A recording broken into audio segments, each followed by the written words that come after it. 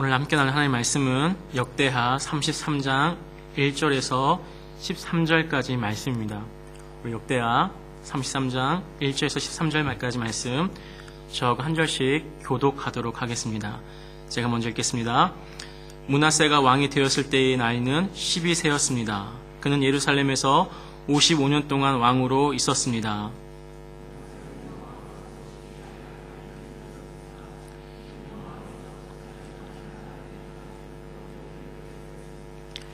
므낫세의 아버지 히스기야는 거짓 신들을 섬기던 산당들을 헐어버렸지만 므낫세는 그것들을 다시 쌓았습니다. 그리고 므낫세는 바알 신들과 아세라 우상들을 위해 제단을 쌓았습니다. 그리고 하늘의 별들을 예배하고 섬겼습니다.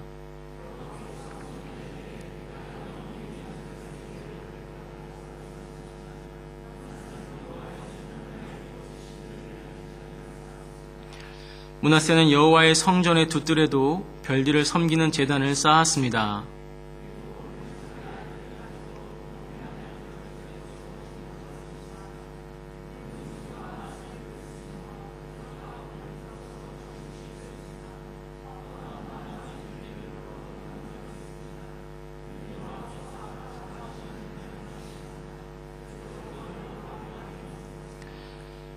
므낫세는 우상을 만들어서 하나님의 성전 안에 두었습니다. 여호와께서 그 성전에 관해 다윗과 솔로몬에게 이렇게 말씀하신 적이 있습니다. 내가 이 성전과 예루살렘에 내 이름을 영원히 두겠다. 예루살렘은 내가 이스라엘 온 지파 가운데서 선택한 곳이다.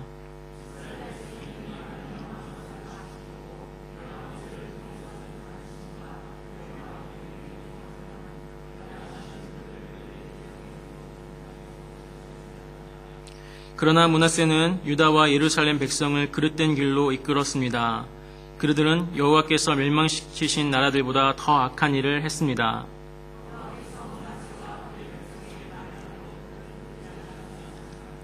그래서 여호와께서 아시리아 왕의 군대를 보내 유다를 치게 하셨습니다. 그들은 므낫세를 사로잡아 쇠사슬로 손을 묶어 바벨론으로 끌고 갔습니다.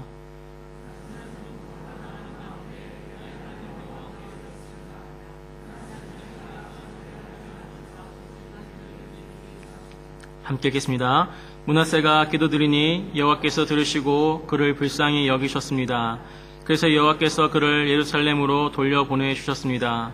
그때서야 므낫세는 여호와께서 참 하나님인 것을 깨달았습니다. 아멘.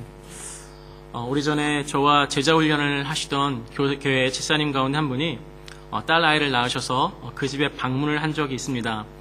신생아용 기저귀를 사들고 그 집사님 댁에 방문을 했었는데요. 그 집사님께서 느닷없이 저에게 그 갓난아기를 건네주시면서 전도사님, 저희 아이를 위해서 축복 기도해 주세요라고 부탁을 하는 것이었습니다. 그렇게 작은 아이를 처음 안아보는데 아이를 낳는 게 익숙치 않아서 제가 얼마나 긴장을 했는지 모릅니다. 그런데 그렇게 아이를 안고 기도하는데 남의 아이지만 얼마나 이쁘고 감동스러웠는지 모릅니다. 하나님, 이 아이가 하나님을 기쁘시게 하는 삶을 살게 해주세요. 믿음의 친구, 믿음의 목자, 믿음의 배우자 만나게 해주세요. 기도를 마치고 제 품에 안긴 그 아이를 다시 바라보는데 꼼지락거리는 그 아이의 모습이 얼마나 귀엽고 사랑스러운지 저희 그날 밤에 집에 돌아와서 하나님, 저도 아빠가 될 수 있는 특권 꼭 허락해 주세요라고 기도한 것이 기억이 납니다. 하지만 사랑으로 키우고 가슴으로 키우고 눈물로 키운 아이가 커가면서 부모의 기대와 반대로 비뚤어져 커간다면 그것은 부모에게 이루 말할 수 없는 상처가 될 것입니다. 특별히 기도로, 신앙으로 키운 아이가 믿음에서 벗어나 악한 길로 간다면 그것은 정말로 말할 수 없는 큰 충격과 상처로 부모에게 다가올 것입니다. 오늘 본문에는 그렇게 부모의 가슴에 대못을 박은 므낫세라는 이스라엘 역사 가운데 가장 악한 왕이 등장하는 것을 보게 됩니다. 성경에 나오는 최고의 악한 왕 이 므낫세는 대부분 아시는 것처럼 다윗 이후로 최고의 선한 왕이라 평가받는 히스기야의 아들이었습니다. 어떻게 히스기야 왕 같은 최고의 선한 왕, 믿음의 아버지에게서 어떻게 이렇게 가장 악한 아들이 나오게 되었는지 사실 이해가 잘 되지는 않습니다. 그런데 우리는 히스기야가 자신의 아들에게 므낫세라 이름 지어준 것을 통해 한 가지 사실을 추측해 볼 수가 있습니다. 므낫세라는 이름의 뜻은 있게 해주다라는 의미를 가지고 있는 이름입니다. 이스라엘 사람들은 자녀들에게 이름을 지어줄 때에 특별한 의미를 부여할 수 있는 이름을 자녀들에게 주어줍니다. 사사 가운데 한 명이었던 삼손의 이름의 뜻은 작은 태양이었습니다. 경건한 부모였던 삼손의 부모는 자신의 아들이 태양과 같은 인물이 되는 바라는 마음으로 이름을 붙여주었던 것입니다. 그런데 히스기야는 자기의 사랑하는 아들에게 있게 해주다라는 뜻을 가진 므낫세라는 조금 이상한 이름을 붙여준 것입니다. 도대체 무엇을 있게 해준다는 말입니까? 그 힌트를 우리는 창세기에서 찾아볼 수가 있습니다. 창세기를 보면 또 다른 성경 인물 가운데 한 명이 자신의 아들에게 있게 해주다는 뜻을 가진 므낫세라는 이름을 지어준 것을 발견하게 됩니다. 바로 우리가 잘 알고 있는 요셉이란 인물입니다.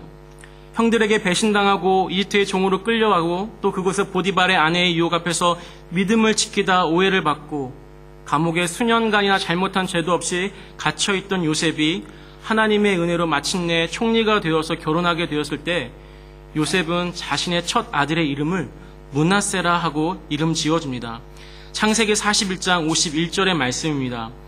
요셉이 그 장자의 이름을 므낫세라 하였으니 하나님이 나로 나의 모든 고난과 나의 아비의 온 지비를 잊어버리게 하셨다 함이요.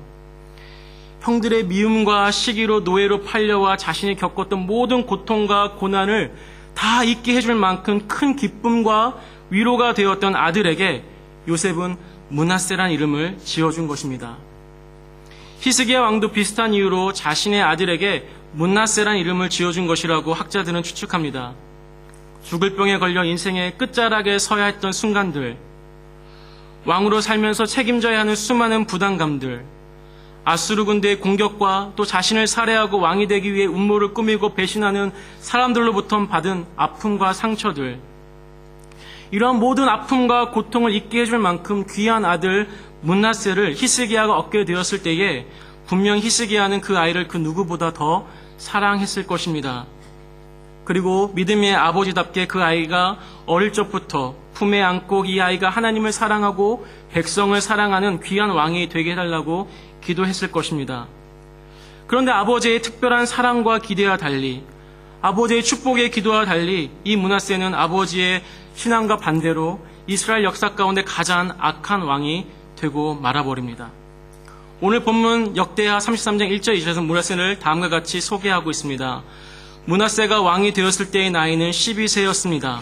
그는 예루살렘에서 55년 동안 왕으로 있었습니다. 므낫세는 여호와께서 보시기에 악한 일을 저질렀습니다. 그는 여호와께서 쫓아낸 다른 나라들이 하던 역겨운 일들을 그대로 했습니다. 므낫세는 12살의 어린 나이에 왕이 되어 무려 55년 동안이란 반세기를 유다를 다스리면서 악한 죄란 죄는 모두 저지르고 유다 땅에 극심한 영적인 타락과 영적 혼란기를 가져오게 만듭니다. 이 므낫세가 55년한 긴 세월을 유다의 왕으로 있으면서 유다는 영적으로 완전히 죽어버리는 암흑의 시대를 당하게 된 것입니다. 이 므낫세 왕이 저질렀던 죄악들이 오늘 본문 가운데 자세히 소개되고 있는데 그 죄악 가운데 몇 가지를 살펴보면 다음과 같습니다. 첫 번째, 아버지 히스기야가 정말 어렵게 없애버린 산당들을 다시 쌓고 이방 신들에 대한 우상 숭배를 다시 시작하게 됩니다. 3절 말씀입니다. 므낫세의 아버지 히스기야는 거짓 신들을 섬기던 산당들을 헐어버렸지만 므낫세는 그것들을 다시 쌓았습니다. 그리고 므낫세는 바알 신들과 아세라 우상들을 위해 제단을 쌓았습니다. 그리고 하늘의 별들을 예배하고 섬겼습니다. 두 번째로 하나님을 예배하던 하나님의 성전에 우상 숭배를 사용하던 기물들을 채워가기 시작합니다. 4절 말씀에 므낫세는 여호와의 성전 안에 거짓 신들을 위한 제단을 쌓았습니다. 상상해 보시겠습니까? 교인들이 어렵게 삶 가운데 어렵게 헌신하고 수고하여 세운 이 하늘의 교회당에 예배당에 하나님을 예배하고 찬양하던 이곳이 어느 순간부터 부처 돌조각상과 힌두 부적들로 곳곳이 채워진다면 얼마나 기가 막힌 일이겠습니까? 지금 이 므낫세라는 왕이 하고 있는 일은 하나님을 예배하던 하나님의 성전 안에서 다른 신들을 예배하기 위한 이상한 제단들을 쌓는 일들을 시작한 것입니다. 세 번째로 이 므낫세 왕은 이방 신들에게 예배하기 위해서 자기 자녀들을 불로 태워 죽이는 잔인한 일들까지 서슴지 않고 행했습니다. 6절 말씀에 그리고 그는 자기 아들들까지도 흰놈의 아들 골짜기에서 제물로 바쳤습니다. 여기 흰놈의 아들 골짜기는 예전에 몰락이라는 신에게 자기가 이 신에게 얼마나 충성을 다하고 있는지를 보여주기 위해 자기 자녀들을 불로 태워 죽이던 장소였습니다. 이 므낫세라는 왕이 얼마나 이방 종교에 정신이 나갔는지 그는 자기 아들들까지 흰놈의 아들 골짜기에 제물로 바쳤다고 성경은 말씀하고 있습니다. 이 말씀을 잘 보면 자기의 아들이라 표현하지 않고 아들들이라고 표현한 것을 보게 됩니다. 적어도 2명 이상의 아들을 우상 숭배를 위해 희생시켰다는 것입니다. 여기에 그치지 않고 우리가 잘 알고 있는 이사야 선지자도 이 므낫세가 톱으로 잘라서 죽였다고 성경 역사학자들은 말하고 있습니다. 우리는 이 본문에서 먼저 몇 가지 중요한 사실들을 발견하게 됩니다. 첫 번째로 신앙은 퍼스널한 것이다. 개인적인 것이라는 것입니다. 정말 좋은 아버지 밑에 이런 끔찍한 악한 아들이 나타났다는 것은 사실 말이 되지 않습니다. 그런데 가끔 우리 주변에서 목사님의 자녀들이라 하고 선교사님의 자녀라고 하고 교회에서 신앙이 좋은 권사님, 장로님의 자녀들이라 하는데 신앙이 없고 불신결혼하고 학교나 직장에서 문제를 다 일으키는 친구들을 아마 자라면서 한두 번쯤은 보셨을 것입니다. 목사님, 선교사님, 장로님들의 자녀들이 문제를 일으킨 것을 볼 때에 믿음 좋아 보이는 교회 집사님들의 자녀들이 문제를 일으킬 때에 우리 마음속에 먼저 들어오는 생각은 그분들에 대한 우리들의 정죄와 판단입니다. 사람들 앞에서 교회 안에서는 신앙이 좋은 척 했을 뿐이지 집에서 어떻게 행동을 했으면 자녀들이 신앙이 없고 자녀들이 저렇게 비뚤어져? 라는 선입견들이 많은 사람들에게 찾아옵니다. 그러나 그럴 수도 있지만 항상 그런 것은 아니라는 것입니다. 욥기서를 통해서 꼭 고난이라는 하는 것이 한 개인의 악을 행해서 찾아오는 인과응보적인 결과물이 아니라는 것을 우리에게 보여주고 있는 것처럼 고난이라는 주제를 다른 관점에서 이해할 수 있도록 만들어주는 것처럼 오늘 본문도 저희들에게 이러한 잘못된 선입견과 편견을 제거해주는 역할을 해줍니다. 가장 선한 왕이라 평가받는 히스기야 왕 밑에서 가장 악한 므낫세가 나온 것처럼 이러한 일은 일어나게 됩니다. 왜 그렇습니까? 신앙은 지극히 개인적인 것이기 때문입니다. 부모가 기도해주고 좋은 믿음의 환경을 자녀들에게 만들어줄 수는 있지만 신앙은 각자의 선택인 것입니다. 나와 그리스도와의 인격적인 만남은 부모님이 자녀의 신앙을 위해서 좋은 환경을 만들어줄 수 있고 기도해줄 수는 있으나 나와 예수 그리스도와의 만남은 대신 해줄 수 없다는 것입니다. 내가 직접 살아계신 하나님, 나를 위해 십자가에 못 박혀 돌아가시고 3일 만에 부활하신 예수 그리스도와의 인격적인 만남을 가지고 개인적인 관계를 가져야 하는 것이지 아무리 믿음이 좋은 가정에서 자랐다고 모태신앙이라고 당연히 그 자녀도 믿음이 좋아지는 것은 아니라는 것입니다. 두 번째로 이 본문을 통해서 우리는 한 사람의 영향력이 얼마나 큰지를 다시 한번 확인하게 됩니다. 9절 말씀입니다. 그러나 므낫세는 유다와 예루살렘 백성을 그릇된 길로 이끌었습니다. 그들은 여호와께서 멸망시키신 나라들보다 더 악한 일을 했습니다. 이 므낫세라는 잘못된 리더 한 사람이 자신뿐만 아니라 유다와 예루살렘의 모든 백성들을 잘못된 길로 인도하였다라고 성경은 우리에게 말씀하고 있습니다. 한 사람이 한 시대와 한 민족을 구원하기도 하고 한 사람이 한 시대와 한 민족을 망하기도 합니다. 결국 공동체의 색깔과 기준은 리더가 제시하게 되는 것입니다. 올 초 청년부 수련회에 강사로 오셨던 민총 목사님께서 후배 사역자에게 이런 조언을 했다고 하셨습니다. 새로운 사역지로 떠나는 후배 사역자가 목사님 제가 평생을 사역하면서 잊지 말아야 할 한마디 해주십시오 라고 요청하자 민총 목사님은 그 후배 목사에게 성도들은 얼마나 많이 기도해야 많이 기도하는 것인지 얼마나 헌신해야 많이 헌신하는 것인지 모른다네. 그들은 목사가 기도하는 모습을 보면서, 목사가 헌신하는 모습을 보면서 그만큼을 자신들의 기준으로 삼는다는 것을 잊지 말게. 자네가 그 공동체의 기준이야. 얼마나 많은 것을 생각해 주게 하는 말인지 모르겠습니다. 이 말씀이 꼭 사역자들에게만 적용되는 말씀이라고 생각하지는 않습니다. 가정의 분위기, 목장의 분위기, 내가 맡은 분반의 분위기와 기준은 결국 우리 자신들이 제시합니다. 목자가 기도하고 헌신하는 만큼, 아버지가 기도하고 본이 되는 만큼, 선생님이 아이들을 위해 분반 학습을 준비한 만큼 그 공동체는 성장하게 되어 있습니다. 심지어는 직장에도 마찬가지입니다. 직원들에게는 야근을 시켜놓고 사장님 혼자 칼퇴근할 수는 없습니다. 결국 그 직장 분위기는 사장님이 망쳐놓게 되는 것입니다. 오늘 본문에 나오는 므낫세는 자신뿐만 아니라 모든 백성들을 악한 길로 인도합니다. 안타깝게도 히스기야가 어렵게 살린 이스라엘의 부흥의 불씨를 므낫세 한 사람으로 인해 완전히 꺼져버리고 말았습니다. 이 므낫세가 너무나 악한 일들을 계속 행하자 하나님께서 그에게 나타나셔서 그에게 말씀하시지만 므낫세는 그 하나님과의 만남을 거부합니다.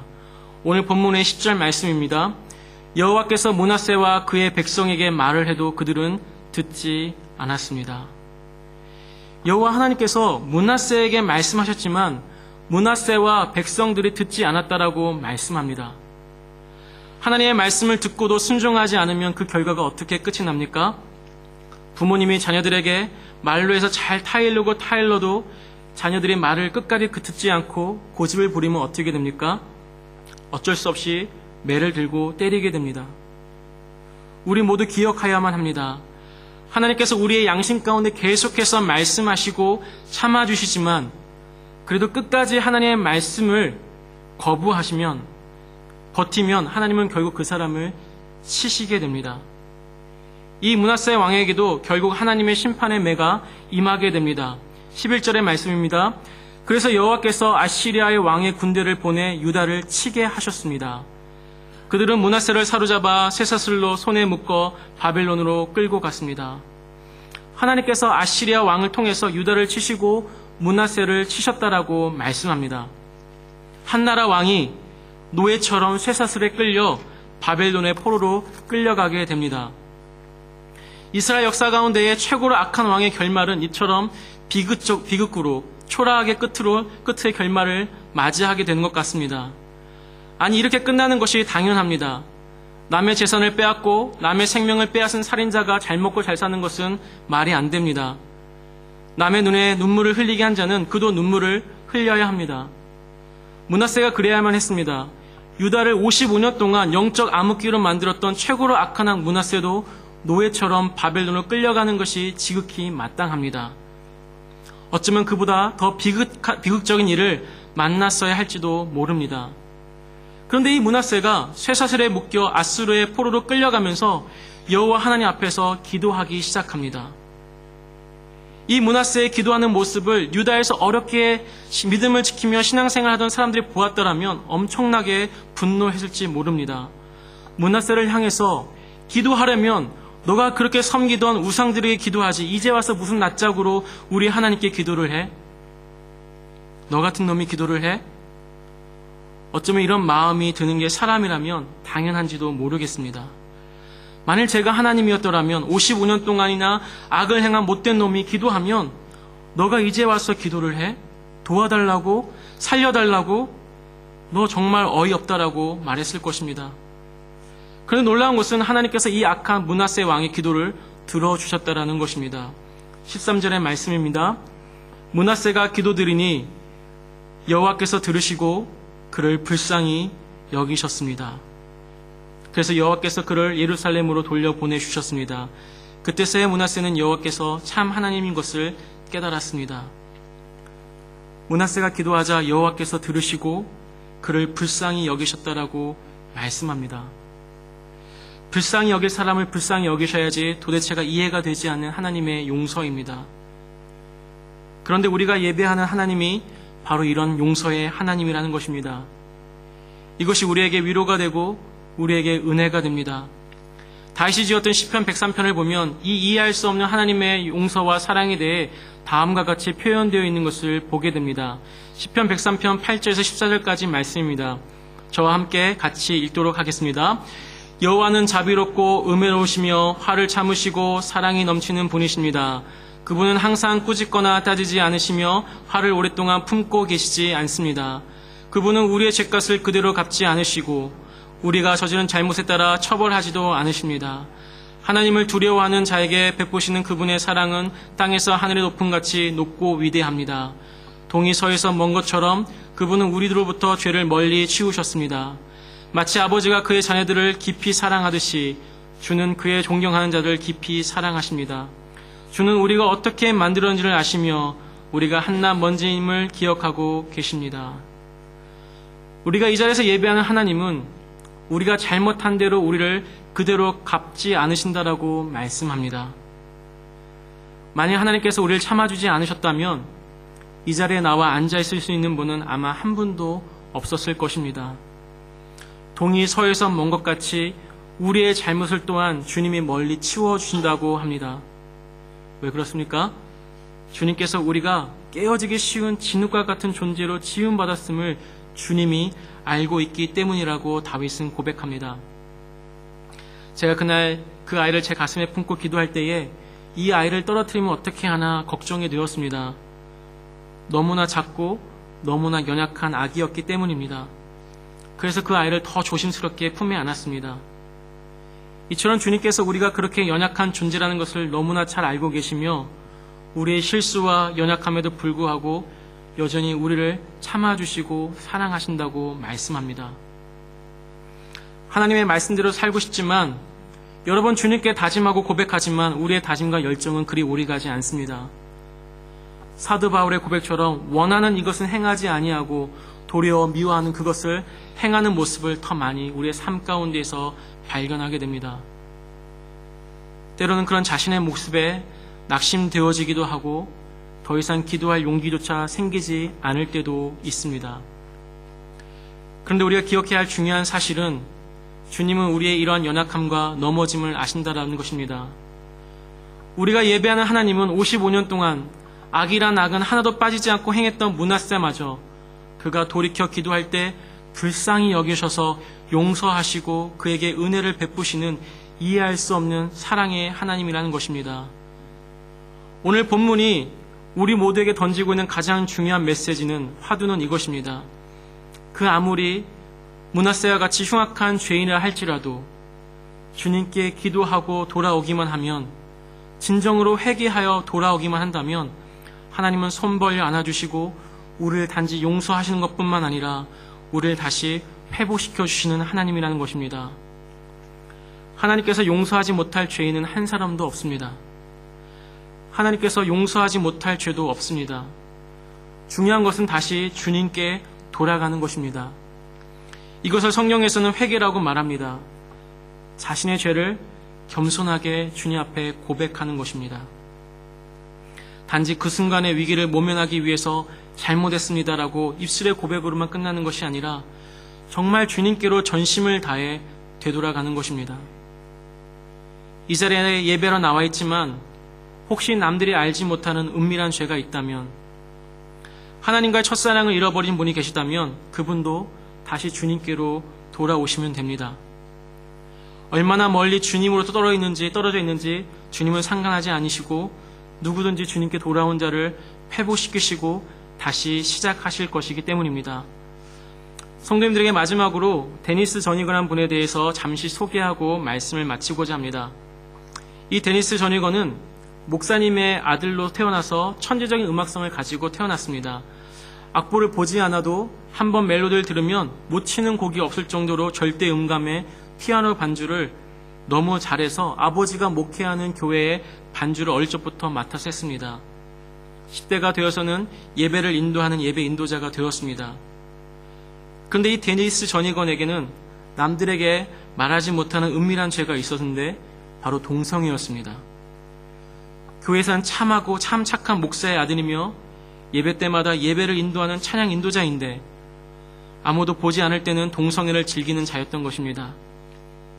결국 이 데니스 전이건은 10대 후반에 집을 가출하고 동성애자들이 모여 사는 곳에서 아주 난잡하고 죄악된 삶에 빠져 살게 됩니다.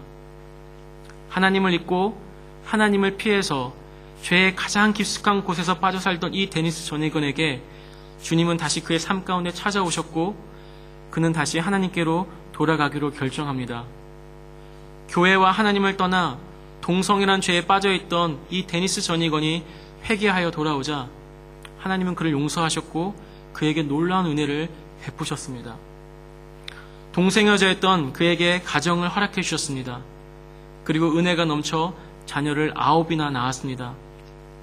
그뿐만 아니라 그를 너무나 아름다운 찬양 사역자로 다시 회복시키시고 새롭게 하셔서 지금 온 열방 가운데 아름답게 그를 들어 사용하고 계십니다. 오늘 저희가 예배 전에 찬양 드렸던 You are my all in all, 약할 때 강함 대신에라는 곡을 작곡한 분이 바로 이 데니스 전이건이라는 사람입니다. 오늘 본문을 통해 주님은 우리에게 다시 한번 말씀합니다. 우리가 마음으로부터 하나님을 얼마나 많이 떠나 있던, 므낫세처럼 성전으로 우상을 채우진 않았지만 현재 우리의 마음과 생각을 하나님이 아닌 그 어떤 다른 것으로 가득 채워져 있던 상관없이 주님은 주님께 기도하고 돌아온 자에게 긍휼을 여기시고 용서해 주신다는 것입니다. 주님은 우리를 참아주십니다. 그리고 기다려 주십니다. 그리고 돌아온 자를 용서해 주십니다. 그리고 한 걸음 더 나아가 이 하나님의 깊은 사랑과 용서를 경험한 우리가 이제 우리에게 죄를 지은 자를 향해 서로 용납하고 용서하라고 말씀하십니다. 고린도서 3장 12절 15절의 말씀입니다. 그러므로 너희는 하나님이 택하사 거룩하고 사랑받는 자처럼 긍휼과 자비와 겸손과 온유와 오래 참음으로 옷 입고 누가 누구에게 불만이 있거든 서로 용납하여 피차 용서하되 주께서 너희를 용서하신 것 같이 너희도 그리하고 이 모든 것 위에 사랑을 더하라. 아멘. 하나님의 이 이해할 수 없는 사랑의 용서를 주님께 돌아감으로 다시 경험하시길 주님의 이름으로 축복합니다.